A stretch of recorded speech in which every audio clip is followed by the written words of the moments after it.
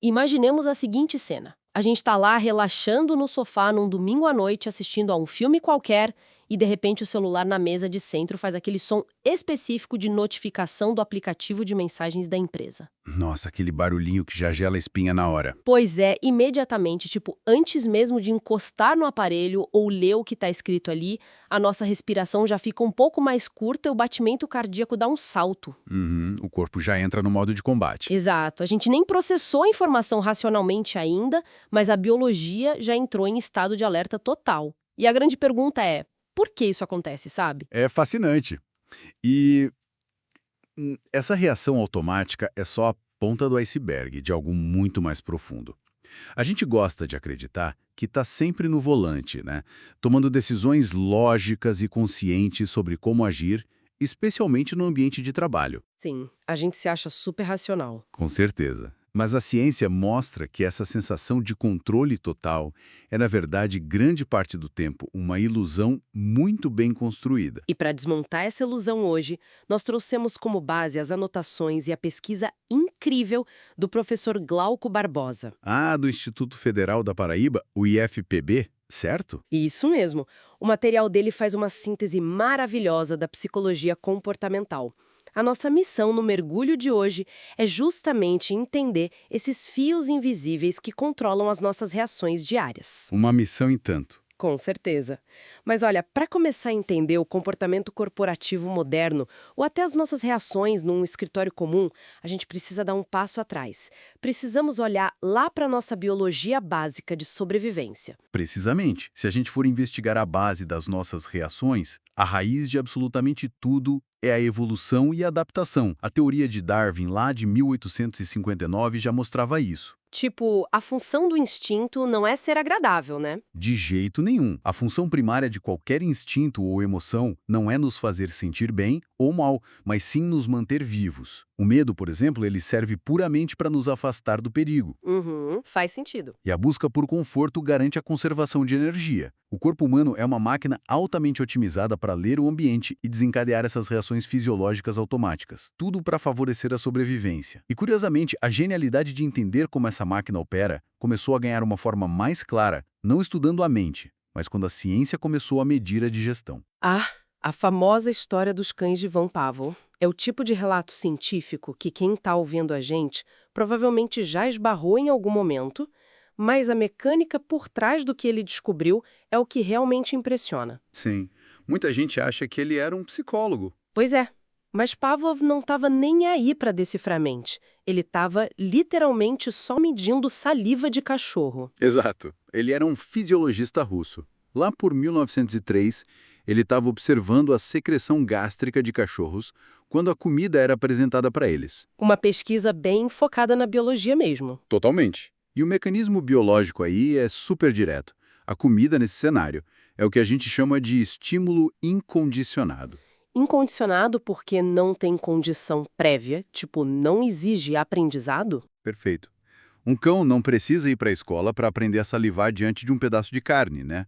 A biologia já programou a resposta incondicionada, que é a própria salivação, para preparar o trato digestivo do animal. Mas a grande virada de chave, o que rendeu a ele até o prêmio Nobel depois, aconteceu quando ele notou uma anomalia no laboratório, certo? Uhum. Os cães começavam a salivar antes mesmo da carne aparecer na frente deles. Caramba! Sim, apenas o som dos passos do assistente lá no corredor já fazia a biologia dos animais mudar completamente. O corpo deles começou a prever o futuro, de certa forma.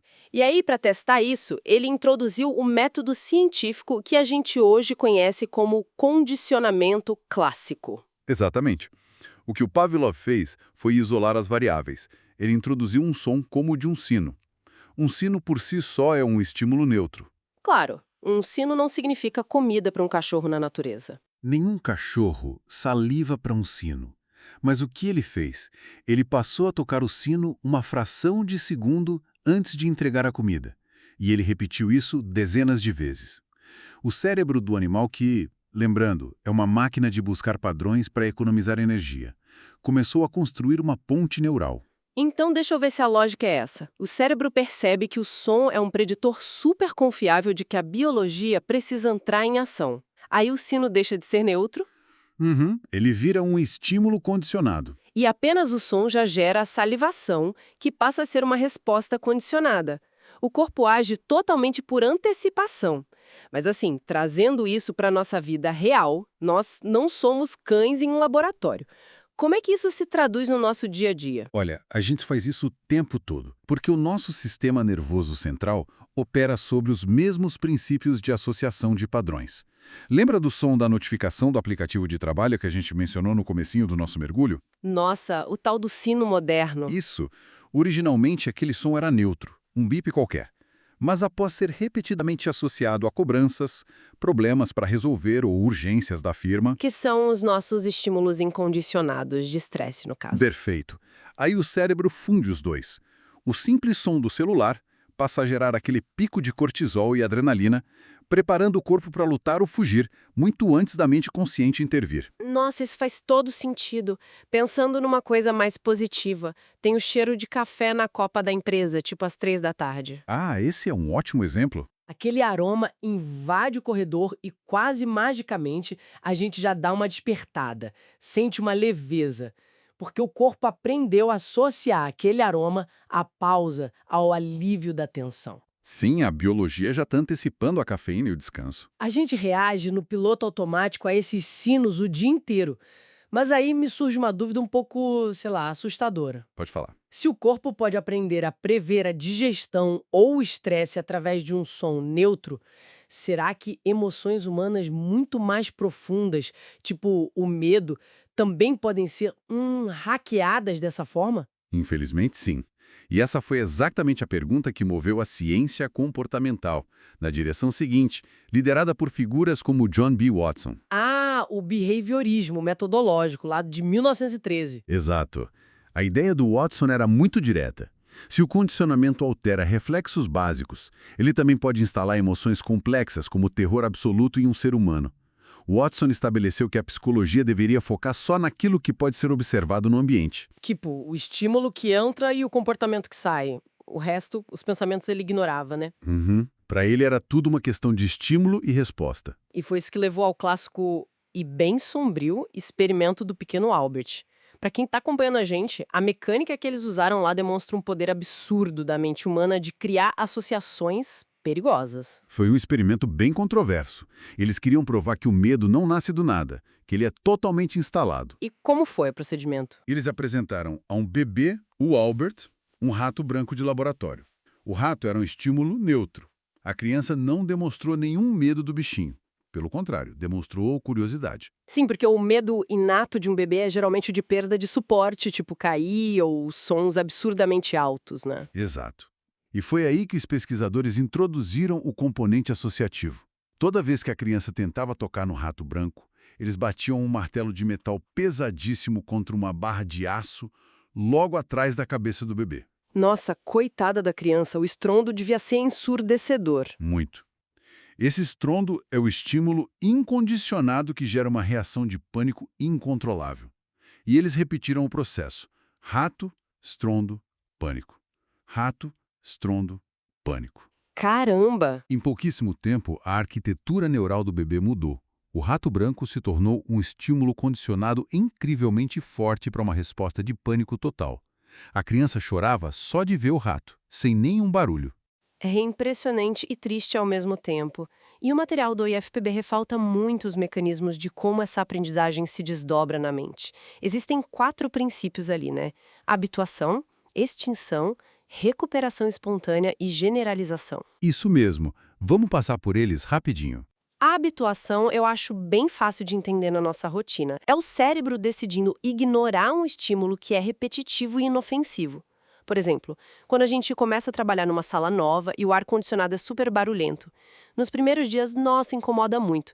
Mas depois de uma semana, o cérebro simplesmente deleta o som da nossa percepção consciente. Para poupar processamento. É perfeito. Já a extinção, ela ocorre quando o estímulo condicionado é apresentado várias vezes sem o evento que o acompanha. Tipo o sino tocar e não vira comida. Exato. Se o sino tocar dezenas de vezes sem comida, a associação enfraquece até sumir. E a recuperação espontânea é quando, do nada, após muito tempo dessa extinção, o sino toca e o cão saliva novamente. provando que a trilha neural nunca foi apagada de verdade. Isso, ela só estava desativada. Mas olha, o mecanismo mais crucial para o nosso ambiente moderno, sem dúvida, é a generalização. Nossa, esse é um mecanismo que me deixou horas pensando.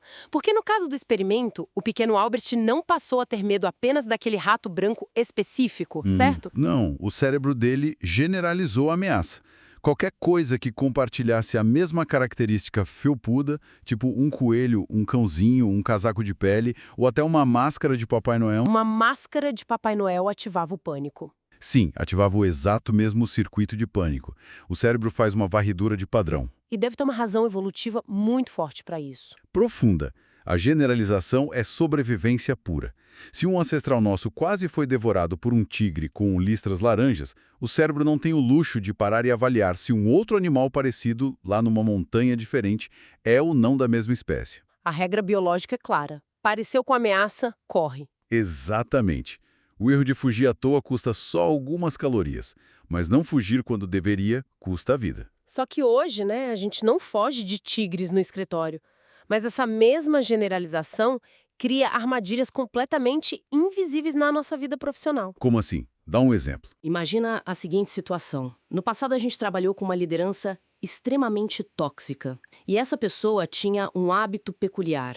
Ela usava um tom de voz incrivelmente calmo, mas super passivo-agressivo. E sempre fazia as cobranças no fim do dia, numa sala que tinha uma iluminação amarelada mais quente. Tô visualizando. Aí, anos depois, a gente está em outra empresa, a gestão atual é excelente, o ambiente é seguro, mas num fim de tarde, a luz do sol batendo na janela cria aquela exata luminosidade amarelada na sala. E o nosso novo gestor, que é ótimo, se aproxima com um tom de voz mais suave para pedir uma opinião. Nossa, o que acontece na biologia desse profissional é inevitável. Exato. O coração dispara na hora, as mãos começam a suar, a defensiva já sobe, o tom de voz e a luz atuam como aquele estrondo do martelo de metal do experimento. O cérebro fez a generalização da ameaça. Pois é, a gente está reagindo a fantasmas do passado no nosso presente. Mas olha, tudo que a gente falou até agora, desde a salivação até esse pânico generalizado, foca no que a psicologia chama de comportamentos reflexos. São reações involuntárias. Ninguém escolhe suar frio, né? E essa é a grande transição na ciência comportamental. Se as reações emocionais são programadas por associações prévias, o que governa aquilo que nós escolhemos fazer ativamente? Porque nós somos criaturas de ação. Sim. A gente decide enviar um e-mail, decide estudar até tarde, escolhe evitar um conflito. Como o ambiente molda essas ações voluntárias?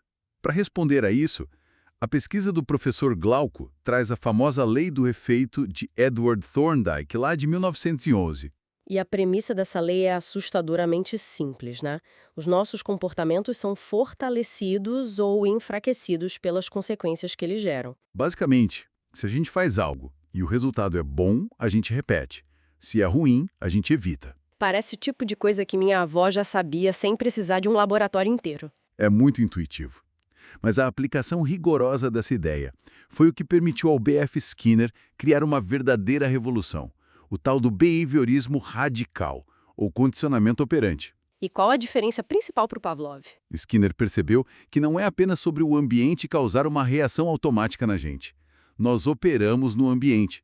Nós agimos, o ambiente responde com uma consequência e essa resposta altera a probabilidade da gente agir de novo no futuro. E para provar como essas consequências comandam as nossas ações, ele criou aquele ambiente super controlado que ficou famoso como a caixa de Skinner, certo? Isso, a caixa de Skinner. Imagina um recipiente fechado, com um ratinho lá dentro. O ambiente tem estímulos e ferramentas. Um alto-falante, uma lâmpada, uma pequena alavanca e um dispensador de alimento. Tá, o rato tá lá explorando. E aí ele esbarra acidentalmente na alavanca. Imediatamente uma bolinha de comida cai.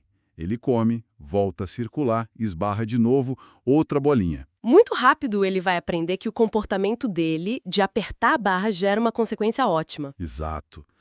Isso é o que a ciência chama de reforço. Skinner estabeleceu que todas as consequências caem em uma matriz de 4 possibilidades. Nós temos o reforço e a punição. E ambos podem ser positivos ou negativos. Olha, esse é o momento em que a gente precisa destrinchar isso com muito cuidado, porque a confusão com esses termos é garantida para quem vai ouvindo. Com certeza. O grande obstáculo é a linguagem. Na ciência comportamental do Skinner, as palavras positivo e negativo não são julgamentos morais. Elas não significam bom e mal. Elas funcionam exatamente como na matemática. Positivo significa uma adição, colocar algo novo no ambiente, e negativo significa subtração, tirar algo do ambiente. Perfeito. Tendo isso em mente, o objetivo de qualquer reforço é sempre aumentar a frequência de um comportamento. Logo, o reforço positivo é adicionar algo que o sujeito deseja, para que ele faça mais daquilo. O rato aperta a barra, ganha comida.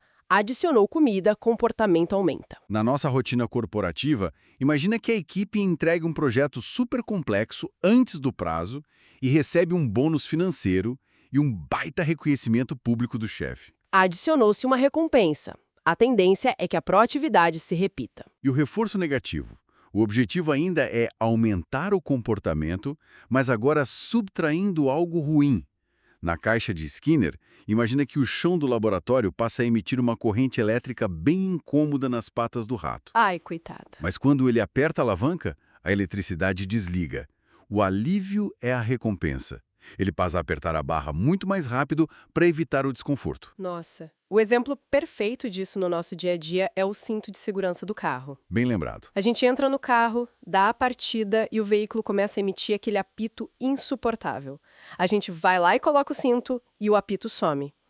Ou seja, o desconforto sonoro foi removido, foi subtraído, o que é negativo, e isso reforçou a nossa ação de sempre colocar o cinto. Brilhante.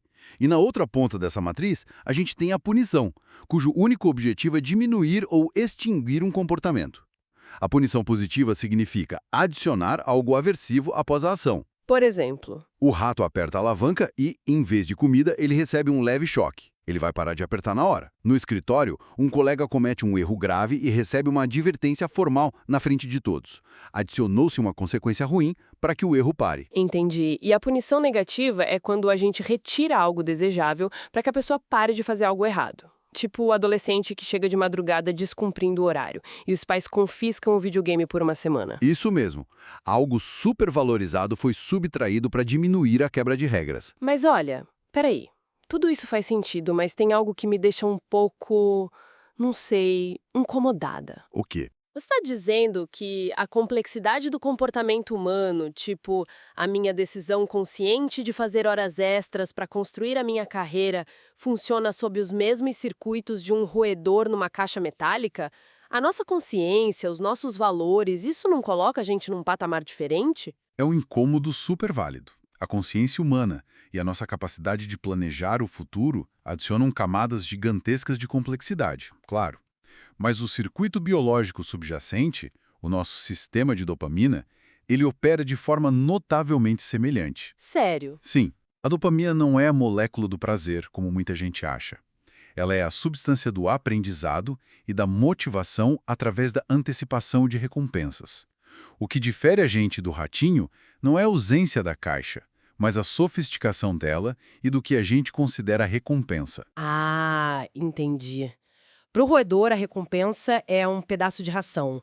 Para nós, pode ser status, dinheiro, pertencimento social ou até um senso de propósito. Exatamente. E uma prova incontestável de como a gente é suscetível a esse mecanismo mais básico é um conceito do Skinner chamado modelagem. A modelagem. Esse foi um momento nas anotações em que a minha ficha caiu pesadamente. É poderoso, né? Muito. A pesquisa explica que a modelagem é o reforço de aproximações sucessivas. Ou seja, ninguém espera que o sujeito execute um comportamento super complexo do nada para só então recompensar. A gente recompensa os pequenos passos na direção certa. E o exemplo mais claro e lucrativo disso hoje em dia é a indústria de videogames. Eles dominam a ciência da modelagem como ninguém. Os games são tipo enormes caixas de Skinner digitais. Se a gente pensar bem, quando começamos um jogo novo, a gente não sabe fazer nada. Nada, você mal consegue andar reto. Pois é. A gente caminha pra frente, pula um buraco e o jogo imediatamente nos dá pontos de experiência, toca uma música super triunfante, solta confetes na tela. A taxa de reforço positivo é massiva logo no começo. E aí, à medida que vamos ganhando habilidade, o jogo vai exigindo sequências de botões bem mais difíceis e as recompensas vão ficando mais escassas. O nosso cérebro vai sendo moldado passo a passo. Semanas depois, a gente está apertando 12 botões em sequência sem nem olhar para o controle, puramente motivados pela liberação da dopamina. O comportamento foi perfeitamente esculpido. E o que o material de base levanta de forma muito astuta é como esse princípio, quando transportado para o ambiente de trabalho, cria equipes de altíssima performance. Um gestor brilhante atua como um designer de videogame. Nossa, isso me faz pensar em como aplicar isso na prática sem parecer manipulação, sabe? Como você faria? Imagina que um gerente tem uma equipe muito calada, retraída. E ele quer que o grupo passe a inovar, a dar ideias difíceis. Ele não pode simplesmente exigir que no mês seguinte entreguem um projeto revolucionário. Se ele fizer isso, não tem aproximação sucessiva. Nenhuma! Para modelar o comportamento, o líder começa recompensando pequenas ações. Numa reunião, alguém sugere uma ideia bem crua. Em vez de criticar, o gestor valida publicamente. Olha, gostei muito da iniciativa de falar. Ele aplicou um reforço positivo não na qualidade da ideia, mas no comportamento de se expor. Exato. Semanas depois, ele sobe a régua. Passa a elogiar apenas quem traz a ideia com um plano de execução junto. De recompensa em recompensa, a cultura da equipe muda completamente, sem que quase ninguém perceba que o ambiente está lapidando as atitudes deles. É a modelagem pura acontecendo no escritório. Tudo isso forma um cenário onde o ambiente direto governa quase tudo, seja pelas reações do Pavlov ou pelas recompensas do Skinner. Mas ainda falta uma peça nesse nosso quebra-cabeça de hoje. Qual seria? Nós não aprendemos tudo sentindo as punições na nossa própria pele. Tipo, se alguém coloca o dedo na tomada e leva um choque horrível, eu não preciso ir lá e colocar o meu dedo para aprender que machuca. A observação substitui a experiência. Exatamente. O que nos leva à teoria da aprendizagem social do Albert Bandura. O Bandura deu um salto evolutivo incrível em relação ao Skinner. Ele provou que as consequências não precisam acontecer diretamente com o indivíduo. A simples observação do que acontece com os outros ao nosso redor já é mais que suficiente. E para comprovar isso, lá em 1961, ele fez o famosíssimo experimento do boneco João Bobo. Aquele boneco de plástico inflável com um peso na base, né? Aquele mesmo, que a gente dá um soco, ele deita no chão e volta a ficar em pé sozinho. O que os pesquisadores fizeram lá desafia muito a necessidade do reforço direto. Conta pra gente como foi. Eles colocaram crianças pequenas para observar adultos em uma sala cheia de brinquedos. Mas os adultos tinham instruções muito claras da pesquisa. Eles deveriam atacar o boneco João Bobo violentamente. Violência pesada mesmo? Sim, eles chutavam, davam socos, batiam com martelos de brinquedo e gritavam com o boneco. E as crianças só assistindo a tudo em total silêncio. Depois os adultos saíram e as crianças foram colocadas na mesma sala sozinhas com os brinquedos. E o resultado é perturbador. Muito! As crianças reproduziram os comportamentos agressivos de forma quase idêntica. Pegaram o martelo, gritaram as mesmas coisas, espancaram o boneco inflável. E o ponto alto é: nenhuma daquelas crianças recebeu um prêmio para bater no boneco, nem sofreu punição. O aprendizado ocorreu do nada, só olhando. O material lista 2 processos cognitivos que explicam isso: a aquisição e a retenção.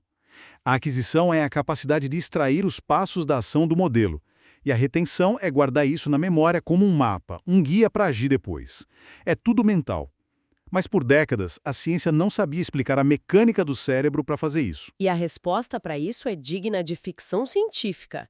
Veio lá nos anos 90 com neurocientistas italianos estudando macacos. Essa história é sensacional. Eles estavam monitorando o cérebro de macacos para ver quais neurônios disparavam quando o animal fazia tarefas simples, tipo pegar um amendoim. Os neurônios motores acendiam nos monitores. Claro. Mas o absurdo rolou num intervalo. Um pesquisador humano, com fome, entrou no laboratório, foi até a tigela dos macacos e pegou um amendoim para comer. Um dos macacos estava só olhando. E os monitores mostraram que os exatos mesmos neurônios motores no cérebro do animal dispararam. Como se o macaco tivesse pegando o amendoim. Exato. O cérebro do animal simulou fisicamente a ação que ele estava apenas observando. Ali, eles descobriram os neurônios espelho. Calma aí. Se a biologia literalmente ativa o nosso cérebro como se nós estivéssemos fazendo a ação do outro, quer dizer que a fronteira entre eu e o outro é neurologicamente super tênue? É muito borrado. E isso levanta uma questão gigantesca. Nós somos apenas esponjas copiando o ambiente sem nenhum controle? Olha, no nível neurobiológico básico, há uma tendência fortíssima para o espelhamento constante. É o que permite a nossa empatia, a compreensão das intenções e essa aprendizagem rápida. O cérebro não diferencia perfeitamente entre fazer e ver o outro fazer. Trazendo isso para o mundo corporativo, isso explica demais aquele contágio cultural silencioso das empresas. Imagina uma empresa que gasta rios de dinheiro num código de ética lindo. Cartazes na parede sobre respeito. Clássico. Mas no dia a dia, a diretoria resolve tudo na grosseria, ignora a equipe e só promove quem concorda com eles. Os funcionários ficam lá só observando. A aquisição e a retenção acontecem soltas ali. Sim, os neurônios espelho disparam ao observar essas dinâmicas de poder e submissão. E aí? Aí que o discurso escrito do cartaz é um estímulo muito fraco. O comportamento agressivo que não é punido, ou o subserviente que ganha reforço positivo, eles formam os verdadeiros guias daquele ambiente. O novato entra, os neurônios espelho absorvem a tática de sobrevivência dos veteranos e pronto. A cultura da empresa não é o que está no manual do RH, é o somatório desses comportamentos espelhados nos corredores. O ambiente molda não apenas quem somos, mas como todo o grupo decide operar. Que imersão profunda! Nossa, as anotações do professor Glauco mostram como a gente opera em tantas camadas. Começamos com os reflexos de Pavlov, passamos para as escolhas e recompensas do Skinner e terminamos vendo como os neurônios espelho do Bandura reprogramam a gente só de olhar para o colega do lado. O filo condutor de tudo isso é que a gente não existe num vácuo. Nós somos o produto de uma negociação invisível e constante com o ambiente. O que deixa a gente com um pensamento final muito intrigante. Se a ciência prova que a nossa mente depende tão visceralmente de espelhar quem está do nosso lado e do ambiente físico, o que acontece agora que a gente caminha para um mundo de trabalho remoto extremo? Nossa, ótima provocação. Pensa bem, cada vez mais sozinhos em casa, interagindo por telas, às vezes direto com inteligências artificiais, sem o convívio presencial, sem os colegas para a gente ativar nossos neurônios espelho, e com as nossas ações guiadas por algoritmos digitais. Quem ou o que está de fato esculpindo a cultura dos nossos comportamentos hoje? Fica aí a reflexão. É uma pergunta que não tem uma resposta fácil, mas que quem está acompanhando a gente com certeza precisa avaliar. Muito obrigado pela companhia nessa investigação de hoje e a gente se vê no nosso próximo mergulho.